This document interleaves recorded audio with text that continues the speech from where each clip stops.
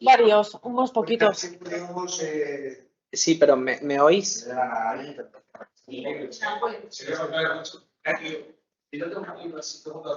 Hola, ¿me podéis oír? Sí, ahora sí. Vale. Nada, buenas tardes.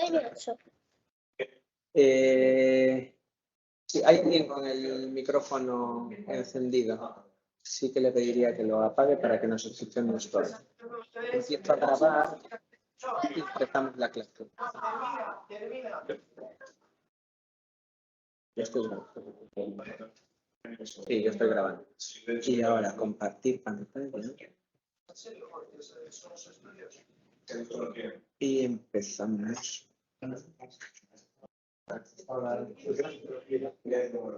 Vale, voy a cerrar la pantalla. Sí, ya la he cogido, sí. Para que tenga desarrollo. Entonces, con una desarrollo después de genial.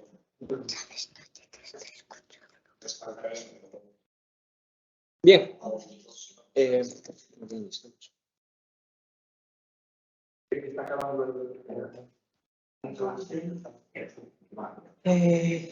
Vamos a ver.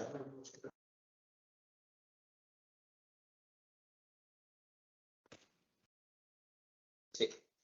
Solo nos queda entonces, buenas tardes, que no sé si... Solo nos queda por comentar esta primera parte de la lección, un par de apuntes sobre las teorías criminológicas. Vamos a tener una lección entera, así que no me voy a en ello, una lección entera en la que vamos a explicar las distintas teorías criminológicas, fundamentalmente las que se encuentran vigentes en la actualidad, y las que manejamos en la actualidad.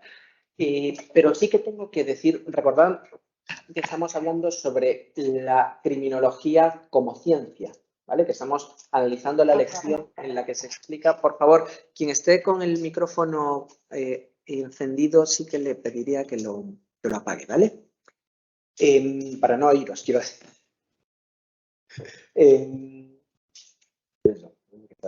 Así que estamos hablando de la criminología como ciencia, sus características. ¿Por qué la criminología es una ciencia? Porque no simplemente pues, es un oficio, un arte o lo que sea. Ya hemos explicado por qué.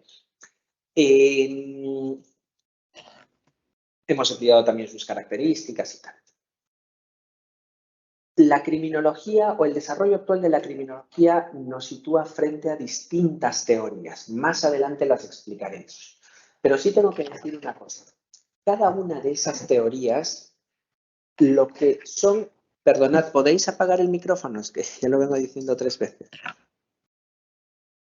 Revisad, por favor, si tenéis el micrófono apagado, ¿vale?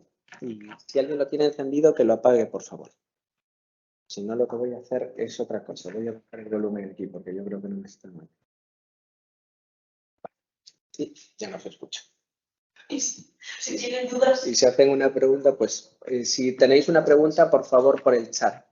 ¿Vale? Que luego lo... Es que si no, a ver, es que no es conveniente tampoco. La persona, por favor, que tiene el...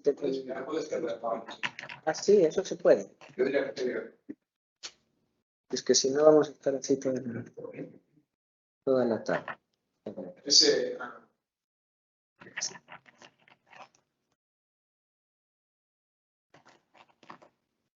Aquí, ¿no?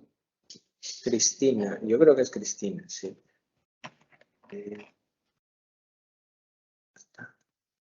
Magia. Sí. Si queréis hacer una pregunta, encendéis el micrófono y preguntáis. Vale. Porque además me estaba descentrando bastante. Bien, entonces las teorías criminológicas, lo que estaba intentando decir desde el inicio, están conformadas por hipótesis, ¿vale? Para construir una teoría, lo que se hace en criminología es construir primero una hipótesis, luego otra hipótesis, luego una tercera, una cuarta, una quinta, una sexta hipótesis que juntas apoyen un planteamiento determinado. Es decir, que una teoría no es una hipótesis. Pongo un ejemplo. el delito o la delincuencia está vinculado. Si yo voy a una cárcel, encuentro a gente que proviene de los estratos sociales menos favorecidos. Esa es una realidad. Algún día seguramente iréis a un centro penitenciario y vais a encontrar con eso. ¿Vale? Vais a ver esa situación. Que la gente que está recluida proviene de los estratos socioeconómicos más desfavorecidos. Si yo digo que muchas personas pobres cometen delitos, porque veo muchas personas pobres en la cárcel o personas de estratos sociales desfavorecidos, lo que estoy haciendo es elaborando una hipótesis. No estoy elaborando una teoría. Para elaborar una teoría tendré que unir distintas causas, porque probablemente encuentre otras causas u otros factores con los que pueda correlacionar el delito. También podré decir, si es que analizo más a fondo esa situación o la situación particular de cada preso, de cada persona que está presa, le podré preguntar sobre su educación. Oye, ¿tú has ido al colegio? ¿Has ido a la universidad? Segundo elemento. Tercer elemento, ¿cómo era tu familia? ¿Has vivido con tu padre y con tu madre? Tercero, ¿te han maltratado de pequeño? ¿En casa vivías a gusto? Cuarto, ¿te han hecho bullying? ¿En tu barrio te golpeaban o los amigos te trataban mal? Fijaros, yo voy uniendo datos y con cada uno de esos datos creo una hipótesis. Mi primera hipótesis será, hay una correlación entre la clase social, las condiciones económicas y la comisión del delito. Mi segunda hipótesis será, me estoy inventando, el maltrato infantil también encuentro correlación entre la comisión del delito y las personas que han sufrido maltrato infantil. Mi tercera hipótesis será, las personas que no se han criado con los padres, que han estado abandonadas, o a pesar de tener padres no les han prestado atención, por poner un ejemplo, también correlaciona con el delito. Entonces, con base en la unión de distintas hipótesis, podré crear una teoría criminológica. Y mi teoría criminológica, con los ejemplos que acabo de poner, podrá ser una que defienda que el delito es fruto de los factores sociales. He descrito 3 o 4 factores sociales, factores ambientales. El económico, si la persona ha sufrido maltrato cuando era niño o niña, si ha sufrido bullying, si ha tenido padres o si sus padres se han preocupado de él. Fijaros, una serie de factores sociales que compruebo de uno en uno me llevan a la creación de una teoría criminológica. Luego esa teoría criminológica podrá ser deslegitimada y otro me podrá decir, no, te equivocas. El maltrato infantil no tiene nada que ver con la génesis del delito, con la etiología del delito. Pero precisamente los criminólogos se encargan de estudiar eso, de decir cuáles son los factores que van a generar delincuencia. ¿Cómo? Con base en la comprobación de la validez de hipótesis. Cada una de esas hipótesis me permite valorar un hecho concreto. Juntando todos esos hechos y todas esas hipótesis, creo una teoría. ¿Vale? ¿Se ha entendido lo que quería explicar hasta este momento? Tiene mucho que ver con otra asignatura, que es la teoría de investigación social. Que ante las hipótesis, que es lo que tú piensas que sucede ante un hecho, hay que buscar unos objetivos. Tú cómo corroboras para que esas hipótesis se cumplan. Entonces, digamos, se llama de otra forma. De teoría es hipótesis y objetivos. Sí, pero es que igual en esa asignatura también a lo que se aspira es a crear teorías, ¿eh? ¿Cómo se llama la asignatura, perdona? Ahora, primero, de técnica de investigación social. Ya. Se hace una pregunta de investigación Sí. y se elaboran varias hipótesis. Sí. Entonces, para que las hipótesis se cumplan, cada una tendrá sus objetivos. Sí. Que tú tienes que plantear. Sí. ¿Qué es un objetivo? ¿Cómo implementas esa hipótesis para que se cumpla? Pero tiene mucho que ver con lo que dices. Sí. Pero a lo que voy es que cuando compruebe la validez de mis 5 hipótesis, si es que veo que todas ellas apuntan a un planteamiento común, juntas me pueden servir para realizar una propuesta teórica. Si las analizo por separado, pues tiene valor, desde luego, porque además los criminólogos, cuando estudian una hipótesis, se dedican años a la hipótesis, que luego esa hipótesis apoya una teoría o la desvirtúa, pero con base en una hipótesis, otra, y otra, juntas creo una teoría. ¿Vale? El ejemplo que he puesto es este, ¿no? Los factores sociales, el ambiente, el medio ambiente en el cual se desarrolla una persona, es clave para la determinación de si esa persona va a ser propensa a cometer delitos o no. Esa es la teoría que en este ejemplo estoy defendiendo.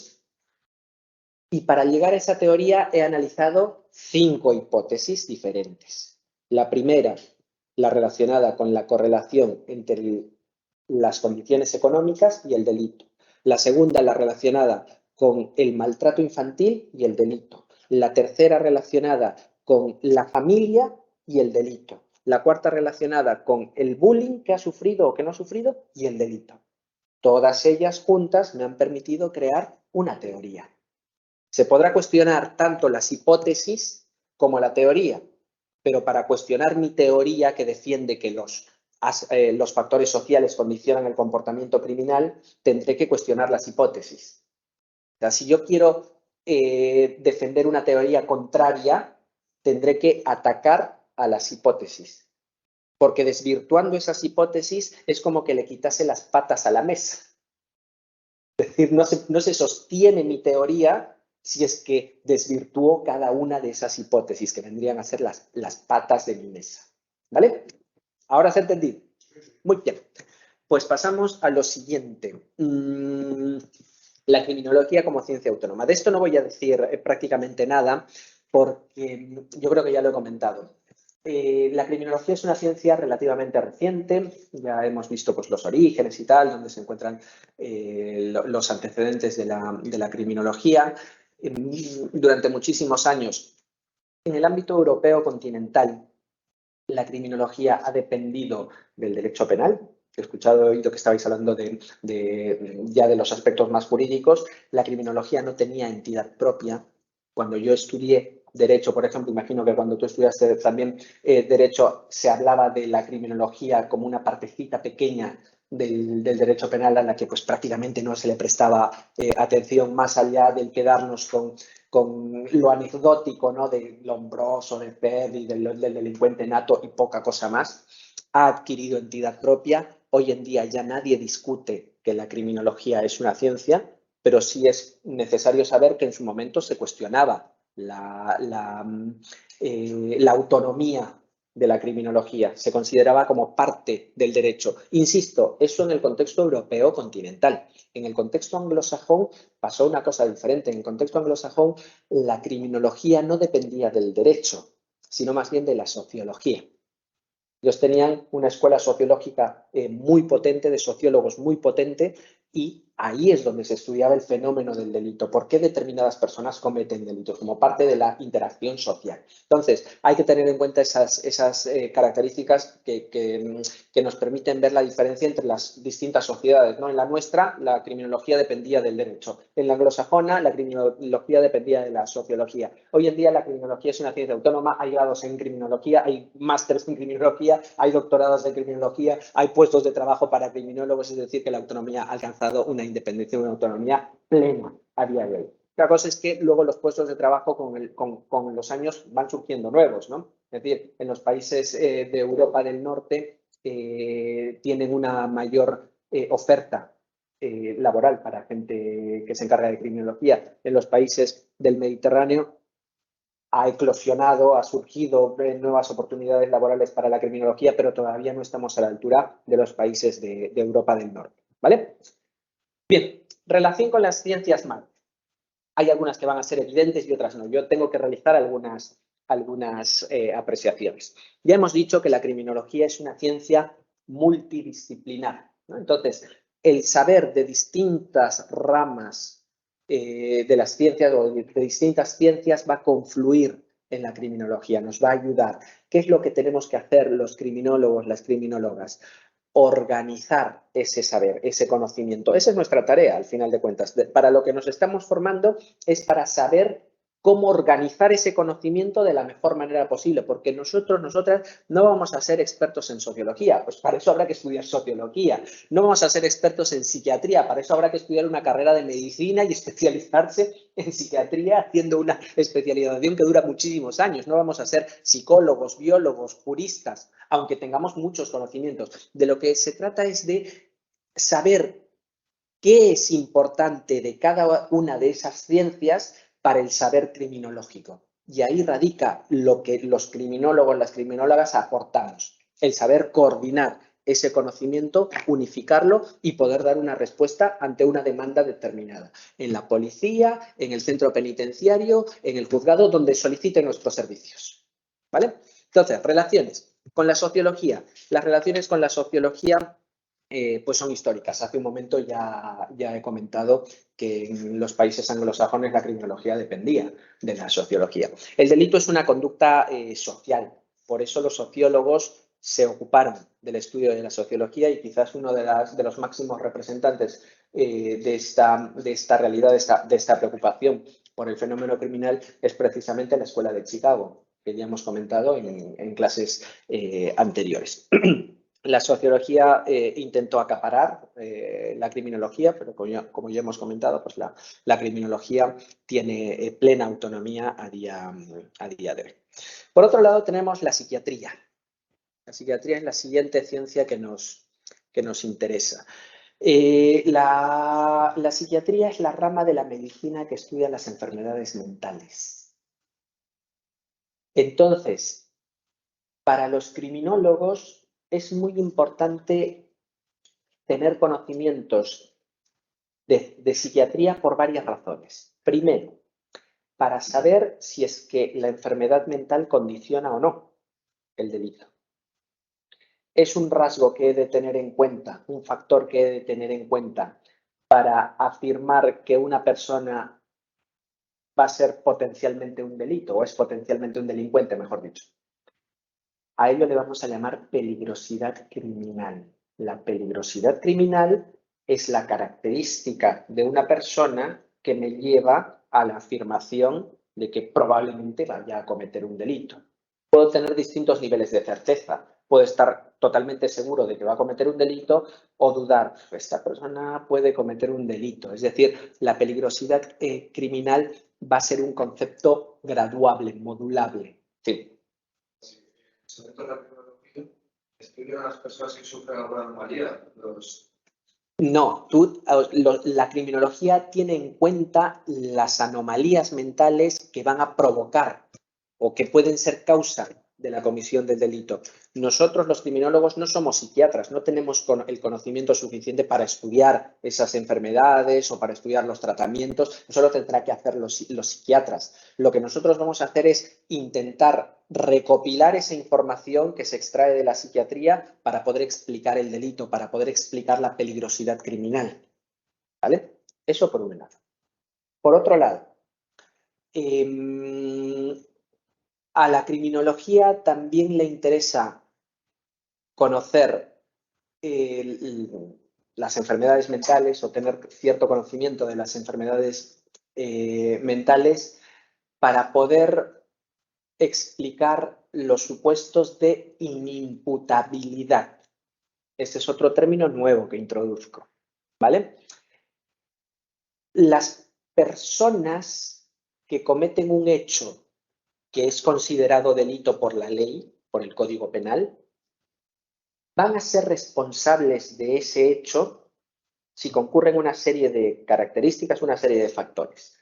Uno de ellos es el que estén sanas mentalmente, porque si no lo están y esa enfermedad mental ha propiciado que ellas cometan un delito, ha condicionado su conducta, el derecho penal, la ley penal les va a eximir de responsabilidad penal. No les vamos a imponer una pena, les vamos a imponer otra cosa que se llama medidas de seguridad, que es una cosa distinta, ¿vale? A estas personas que padecen una enfermedad, una anomalía mental, y que debido a esa anomalía mental cometen un delito, les vamos a llamar inimputables. Es decir, se trata de personas que no tienen capacidad, de lo que más adelante estudiaréis, capacidad de culpabilidad. Esto se debe a una cuestión que ya hemos comentado.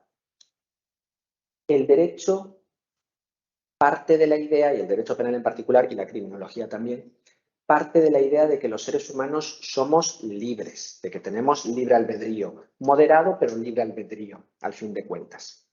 Una persona que tiene una enfermedad mental puede pasar que esa enfermedad mental condicione su libertad y reduzca su posibilidad de comportarse libremente. Por lo tanto, no parece justo castigar a alguien que ha hecho algo que iba a hacer no porque él quisiera, sino porque su enfermedad le ha condicionado. Pongo un ejemplo.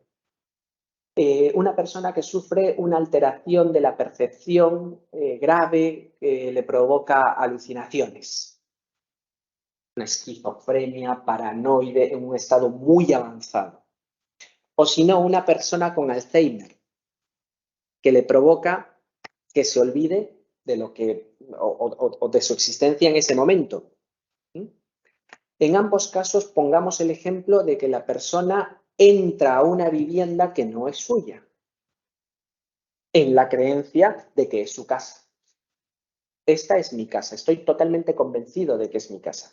Ese hecho es constitutivo de un delito que se llama allanamiento de morada. Pero no le voy a castigar al autor de esa conducta, porque su enfermedad ha condicionado su comportamiento. Esa persona no está en las mismas condiciones que yo. Yo sí sé que esa no es mi casa. Y si entro, estoy haciendo algo que sé que no debo hacer. Estoy actuando en contra de la norma a pesar de que puedo actuar conforme a la norma. Una persona inimputable no está en esa situación. En consecuencia, no le voy a castigar. Si yo lo hago, entonces sí se me va a castigar. A mí se me impondrá una pena porque el derecho me considera imputable. A ella le consideramos inimputable. Se le va la olla y mata a otras personas. Sí, puede pasar. Sí. No, juzgar sí. Juzgar sí. Imponer una pena no. Cosa que es distinta. Aquí hay que hacer matices. Aquí hay que hacer matices. La imputabilidad, fijaros que he puesto dos ejemplos, una persona imputable y una persona inimputable. He puesto los dos lados opuestos, o la tesis y la antítesis de la situación. Pero la imputabilidad es una categoría graduable. Es decir, que puede pasar que una persona no se vea privada completamente de sus capacidades y que esas capacidades únicamente estén reducidas. A este fenómeno le vamos a llamar semi-imputabilidad. ¿Con esto qué quiero decir? Que hay personas imputables, semi-imputables e inimputables. A las personas semi-imputables, a las que tienen una alteración, pero esa alteración no les anula completamente su capacidad de culpabilidad, a esas personas sí se les impone pena. Se les impone una pena reducida, pero se les impone una pena. ¿Vale? Más adelante veréis en penal cómo se castiga a esas personas. El Código Penal dice la pena inferior en 1 o 2 grados. Hay unas fórmulas para calcular esa pena y tal. Pero eso es objeto de otra. Sí, se podría decir se le atenúa la pena. Yo, con propiedad, yo diría se le reduce la pena en 2 grados o en 1 grado. Pero sí. Una cuestión. Eso en el caso de que la persona tenga una enfermedad y que mate a 5, que el ejemplo que tú has puesto, que mate a 5 personas con una enfermedad que solo ha reducido su capacidad de culpabilidad. Se le impone una pena y se va a la cárcel probablemente. Bueno, aquí también hay otro matiz que más adelante voy a hacer. Pero una persona que aún matando a 5 víctimas haya realizado ese hecho y es inimputable, que está totalmente loco, loca de atar, es decir, que no tiene capacidad de culpabilidad absoluta, su enfermedad le ha anulado esa capacidad por completo, no digo que le ha reducido, sino que le ha anulado la capacidad de culpabilidad, esa persona no va a la cárcel, no se le castiga, no se le impone una pena, aunque el delito sea muy grave. A esa persona se le va a imponer una medida de seguridad. Con esto introduzco dos elementos. El delito tiene dos consecuencias jurídicas penales. Uno, las penas, que tienen una connotación o un objetivo de castigo, de reproche, has hecho algo mal y te voy a castigar por lo que has hecho mal. Y por otro lado, las medidas de seguridad, que no están orientadas al castigo, están orientadas a la reinserción y en última instancia a la inocuización, al aseguramiento de que esa persona no vuelva a cometer delitos.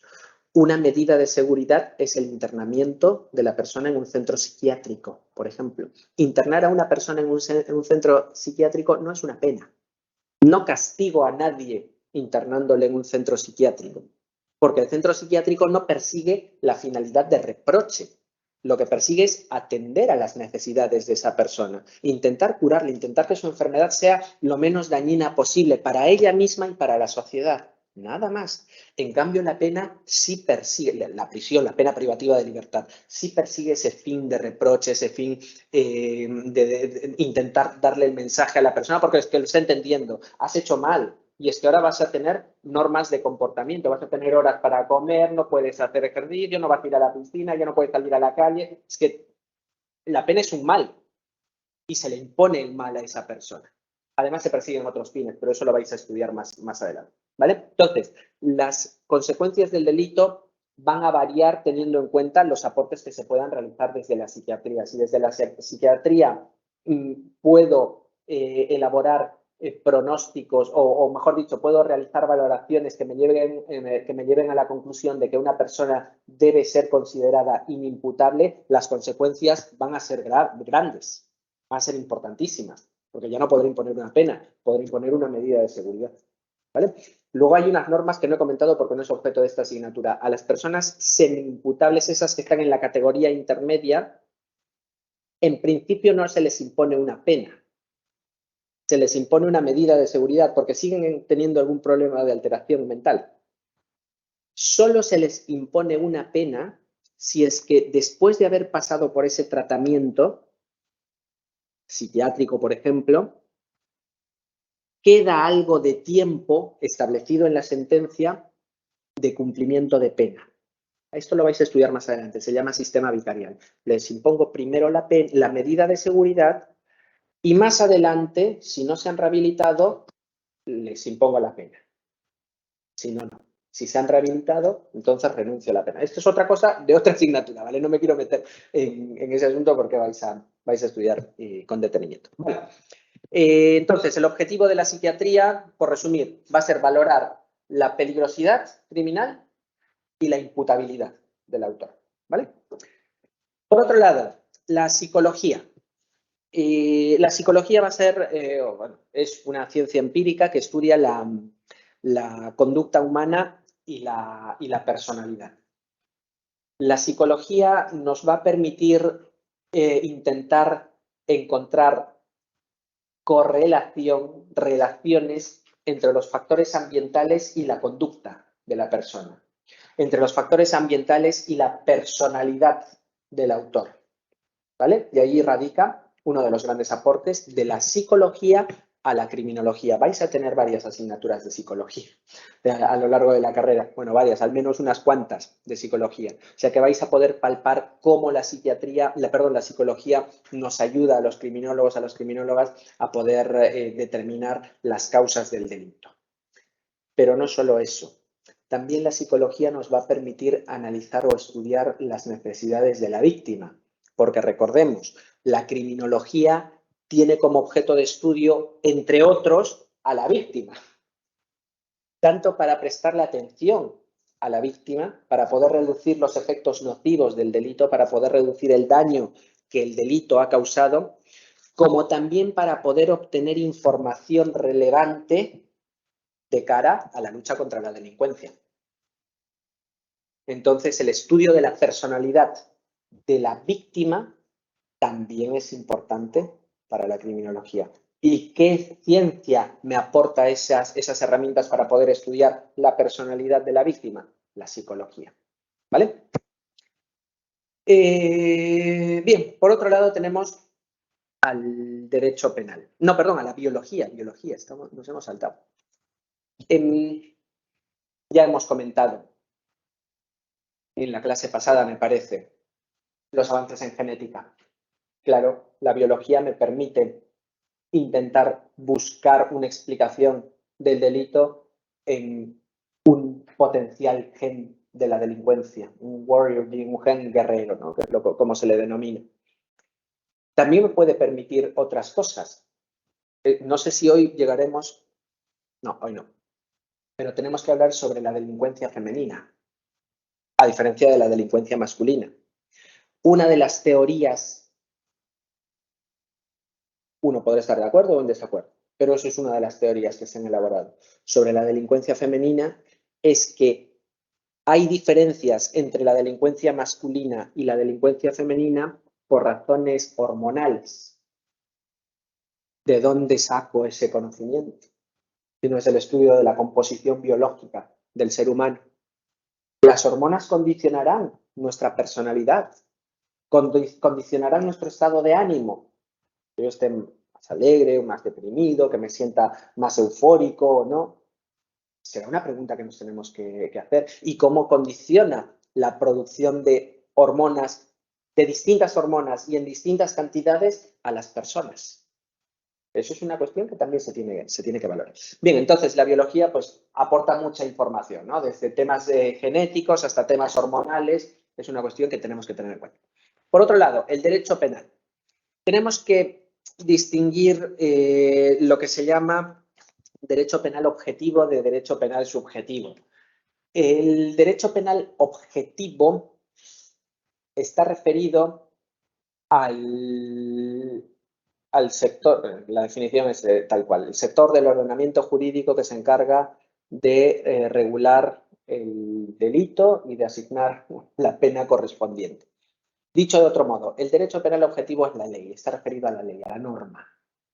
¿Qué es lo que establece la norma? Eso es una manifestación de derecho penal objetivo. Por otro lado, el derecho penal subjetivo está referido a la potestad del Estado para crear y aplicar el derecho penal. Dicho de otra manera, es el derecho que tiene el Estado para castigarnos si cometemos un delito. ¿Vale? Entonces, el derecho penal se vincula a la criminología porque nos permite o supone un punto de partida para nuestras investigaciones, para nuestros estudios, para nuestro trabajo. Porque como decíamos en la clase inicial, ¿cómo defino al delito? Mi primera herramienta para definir el delito, para aproximarme a saber qué es una conducta delictiva y por lo tanto objeto de mi interés, va a ser lo establecido como delito en el Código Penal. Luego yo como criminólogo o como criminóloga podré modular eso y decir, jo, esto igual no tiene que ser delito, así que prescindo de su estudio. O por el contrario, decir, hay algo que no es un delito porque no está definido como tal en el Código Penal, así que lo voy a incorporar a mi estudio. Pero mi punto de partida va a ser el derecho penal objetivo. ¿Vale? Derecho penal subjetivo, decíamos, la capacidad del Estado para crear y aplicar el derecho penal. El Estado tiene esa potestad, yo no, vosotros tampoco. Eso solo lo puede hacer el Estado, por medio de las Cortes Generales, por medio de procesos determinados. ¿Vale? Pero en el momento de crear derecho penal, de ejercer esa función de creación de derecho penal, mediante la modificación del Código Penal o mediante la creación de nuevos delitos o la modificación de los actuales, en el momento de la creación del derecho penal, es muy importante son muy importantes las aportaciones de la criminología porque eso permite diseñar una política criminal. La criminología, los conocimientos que se extraen de la criminología le permiten al Estado saber cómo es mejor abordar un fenómeno criminal concreto.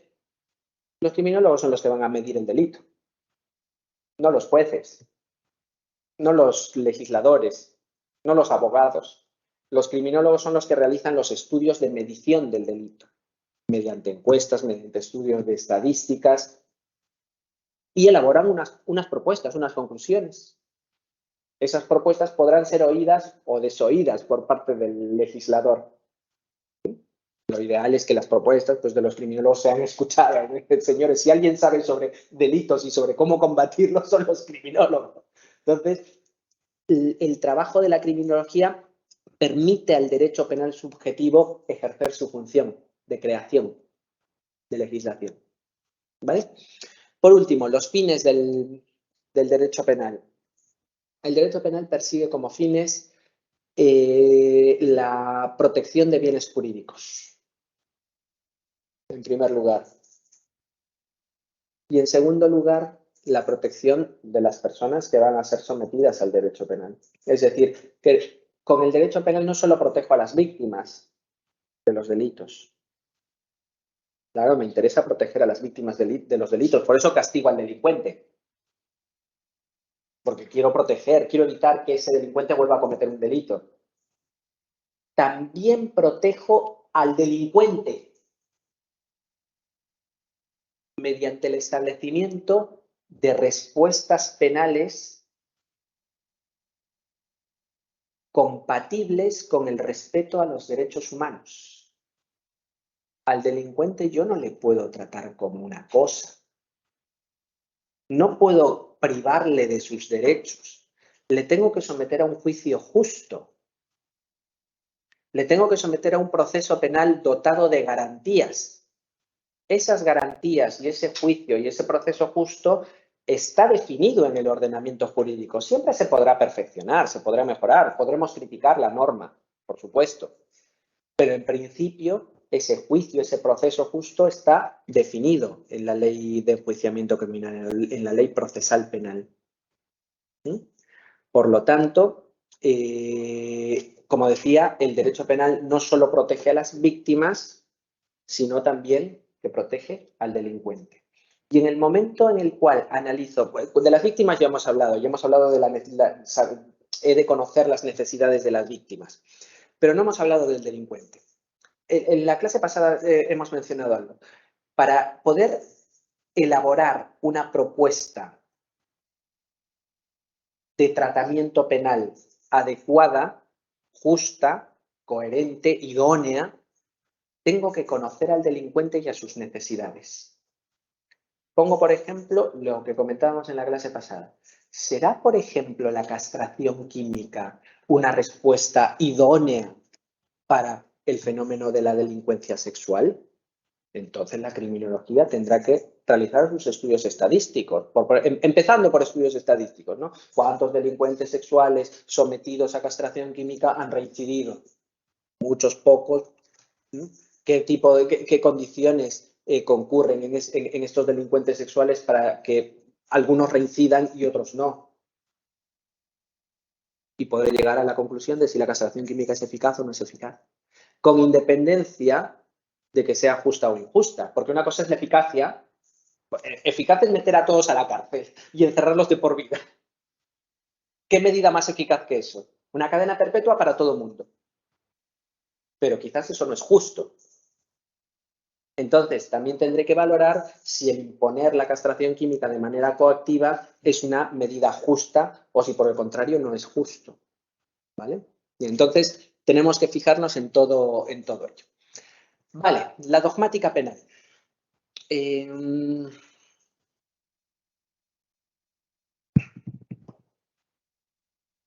Así como decimos que la criminología es una ciencia empírica, es decir, una ciencia que se basa en la observación de la realidad, mediante pruebas, mediante experimentos, mediante ensayos, mediante estudios, mediante la medición del delito,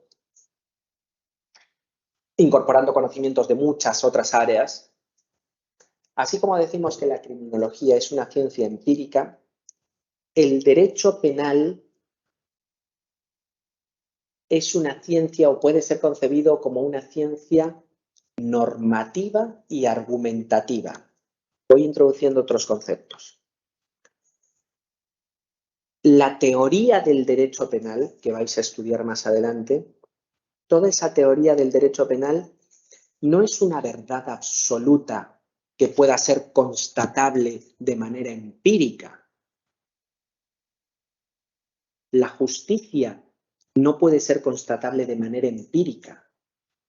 Para afirmar que algo está bien, que algo es justo o es injusto, tengo que realizar un análisis de conceptos abstractos.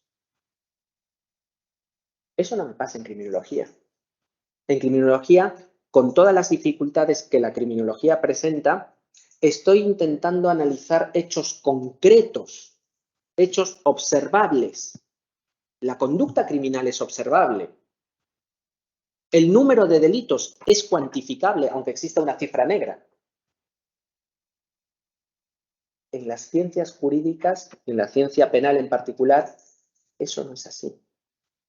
La ciencia penal es una ciencia abstracta, pero no deja de ser una ciencia, porque también tiene una metodología, también tiene una forma de hacer las cosas, también crea un sistema que explica el por qué se toma una decisión jurídica y por qué no otra. Porque, no sé si hemos comentado, el delito es una acción típica antijurídica y culpable. Culpable y punible, decíamos el otro día. Ese es el concepto de delito y tiene una explicación. Tiene una explicación fundada en el razonamiento, en la razón. ¿Vale? No es una definición legal, esa definición no la vamos a encontrar en el Código Penal. El legislador no ha decidido que esa sea la definición de la teoría del delito. Esa definición se ha construido sobre la base de la ciencia penal. Es una ciencia argumentativa. Entonces, para que la dogmática penal pueda desarrollar sus objetivos de construcción de esas teorías penales, es necesario el aporte de la criminología. Porque la criminología, fijaros, hace un momento hablábamos de la inimputabilidad. La inimputabilidad es un elemento clave de la responsabilidad penal. ¿Y quién me aporta si no conocimientos sobre la inimputabilidad? Tanto la psiquiatría como la criminología. Entonces, podemos encontrar una relación estrecha entre la criminología y la dogmática penal. Lo mismo sucede con otras categorías del delito, como la peligrosidad criminal, como la habitualidad. ¿Qué es lo habitual? ¿Cuándo un delincuente es habitual o no es habitual? Esa es una categoría criminológica muy importante para el derecho penal.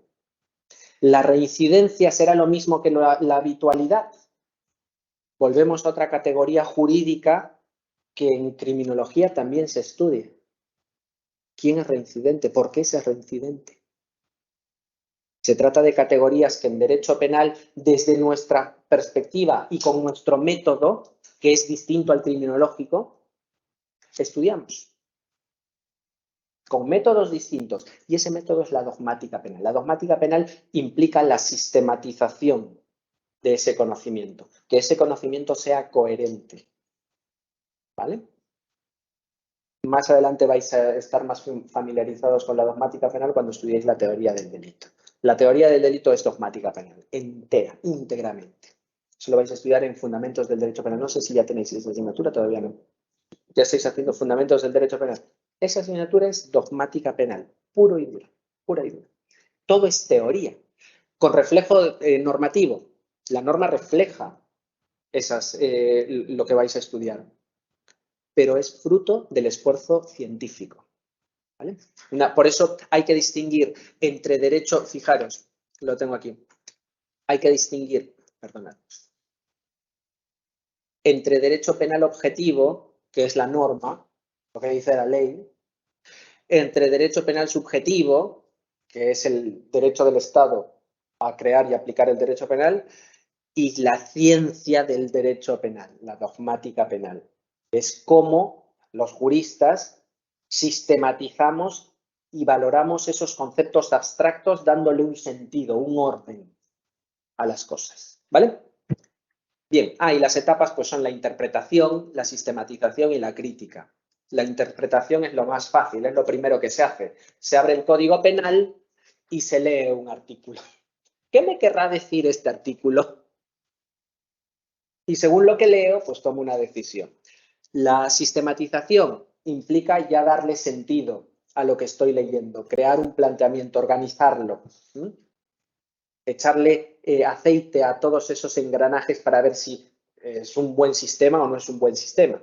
Y la crítica, pues, podrá ser negativa o positiva. Yo podría decir, esta manera de regular la tentativa de los delitos es correcta, me parece bien el Código Penal, lo regula muy bien. O podría decir, me parece fatal, el legislador tendría que modificar esto.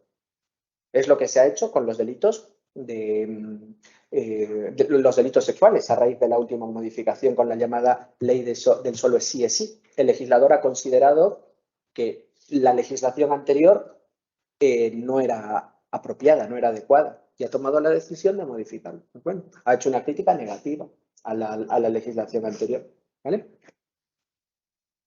Luego, si nosotros estamos de acuerdo o no, es otra cuestión. Bien, por otro lado tenemos a la política criminal. No, la sociología, que ya lo hemos comentado, es la primera ciencia. La política criminal. Hay que distinguir dos cosas. A la política criminal como actividad del Estado y a la política criminal como actividad científica. Ya he presentado qué es la política criminal como actividad del Estado.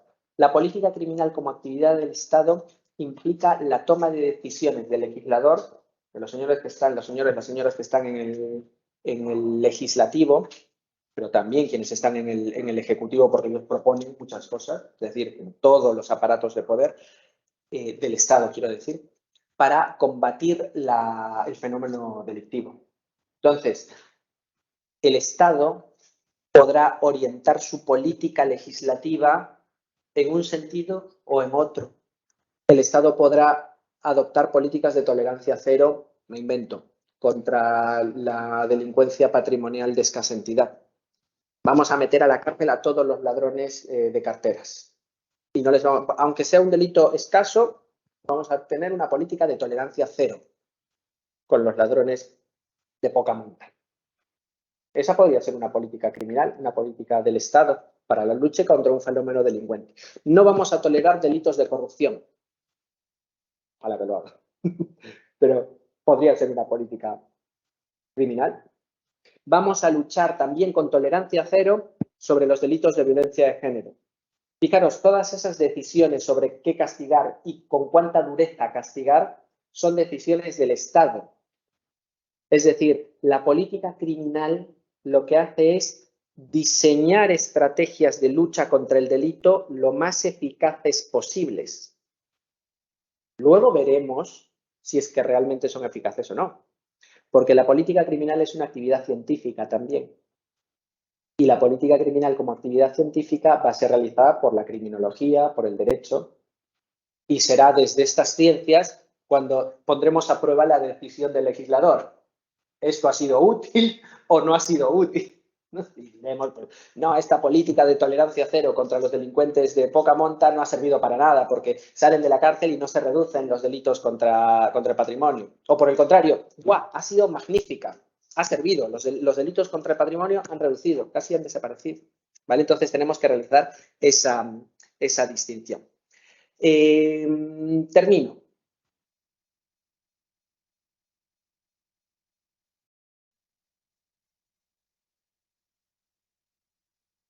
Todas las políticas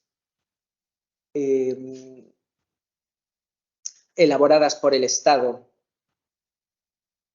para la lucha contra la delincuencia tienen que desarrollarse sobre la base del respeto a una serie de principios. Tenéis ahí algunos de ellos. El de legalidad, quizás es el primero que vamos a comentar. El principio de legalidad implica que nadie puede ser castigado por un hecho que no es delito en el momento de su comisión. ¿Robar es delito? Sí, porque está en el Código Penal. Pero podría no estarlo. ¿Bailar reggaetón será un delito? Pues no, porque no está en el Código Penal, pero podría estarlo. Si estuviera, entonces sí sería un delito. El principio de legalidad lo que me dice es eso. Solo castigo a quien realiza una conducta tipificada como delito en el Código Penal. tiene más complejidad, vais a estudiar eso en la asignatura de penal. Culpabilidad, solo castigo a quien es libre. A las personas que no son libres, por ejemplo, por ser inimputables, no les voy a castigar. La política criminal tendrá que estar inspirada en el principio de legalidad, en el principio de culpabilidad. Igualdad ante la ley.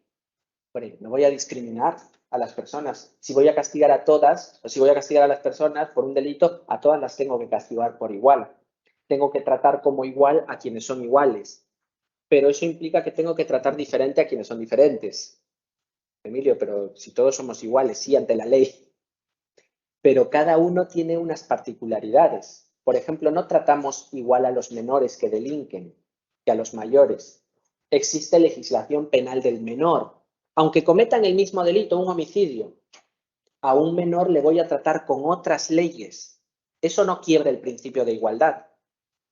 Porque el principio de igualdad lo que me dice es trata como iguales a quienes son iguales, pero trata diferente a quienes están en otras condiciones, porque no son iguales. Por eso hay legitimidad para tener legislación específica para determinadas personas. Por eso no castigamos a los inimputables, porque están en otras condiciones, tienen unas condiciones particulares. Principio de lesividad, acabamos. El principio de lesividad lo que me dice es solo castiga si es que se ha lesionado un bien jurídico. Si no se ha lesionado un bien jurídico, que al menos haya sido puesto en peligro. Pero si nadie ha puesto en peligro un bien jurídico, nadie ha lesionado nada, no tiene sentido castigar.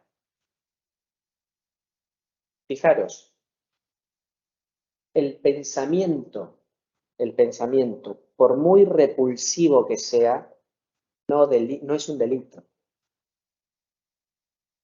Yo puedo pensar incluso en un genocidio, en querer exterminar a una etnia. Pero ese pensamiento, fijaros, qué atroz que es. Ese pensamiento por sí mismo no es un delito. Para que sea delito, al menos tengo que poner en peligro a esa etnia. O tengo que exterminarla lesionando el bien jurídico. ¿Vale? El principio de legalidad, de lesividad es otro principio inspirado. Intervención mínima y última ratio. Y con esto acabo, porque los fines de la pena los vemos en la siguiente lección. El derecho penal solo va a intervenir cuando todos los demás mecanismos de control social hayan fracasado. Es decir, como el derecho penal es la herramienta más dura que tenemos, fijaros lo que supone la intervención del derecho penal. Supone meter a la gente a la cárcel, supone privarla de su libertad. Como el derecho penal es la herramienta más dura, solo la vamos a utilizar cuando no quede otra. Si puedo resolver el problema con derecho administrativo, con derecho civil o sin derecho, con mecanismos de control social informal, pues recurro a ellos. Solo interviene el derecho penal cuando no tenemos otra forma de resolver el conflicto. ¿Vale? Y nada más, pues nos vemos en la próxima lección, la próxima sesión. Recordemos que la próxima semana no hay clases, es puente, así que nos vemos dentro de 2 semanas, ¿vale? Venga, hasta la próxima. Y quienes estéis conectados, conectadas también, nos vemos dentro de un par de semanas, ¿vale? Ay, no sé pronunciar esto.